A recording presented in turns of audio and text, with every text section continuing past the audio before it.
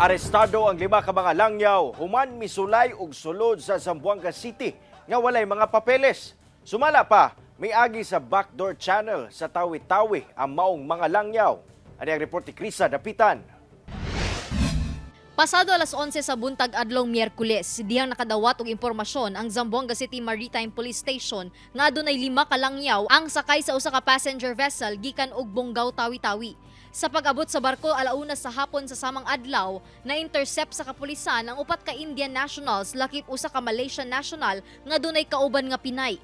Sumala sa maritime group, gikan ang maong mga langyaw sa Malaysia ug misakay og speedboat nga miagi sa backdoor channel nga padulong Bonggao, Tawi-Tawi. Etong 4, accordingly, nagkakilala sila dun na lang sa port ng Malaysia. Etong isang Malaysian national, may kasama siyang isang Filipina. Accordingly, yung babae is victim ng trafficking in person and then siya yung nakarescue sa babae. Supposedly, uuwi na Surigao para ipakilala sana sa family ng babae yung lalaki. Ang 3 ka Indian nationals pulos turista nga mibisita matud pa sa Malaysia. Apan naengganyo kuno sila dihang adunay nag-offer kanila sa pantalan kung gusto ba daw nila nga moadto sa Pilipinas.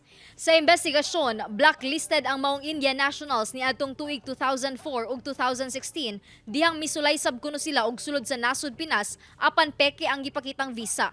Sa karon gi-turnover na sa Bureau of Immigration ang maong mga langyaw ug gi-turnover sab sa DSWD9 ang Pinay nga kauban nila.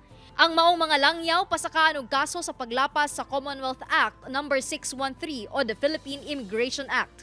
Panawagan sa kapulisan sa Zamboanga City, Pakahigpit po ng Zamboanga City pagdating sa mga undocumented na mga individuals na pumapasok para maiwasan po yung mga pagpasok ng mga hindi natin kilala. Sure po, dala-dala natin yung mga travel documents natin and then make sure dumaan po talaga tayo sa proseso.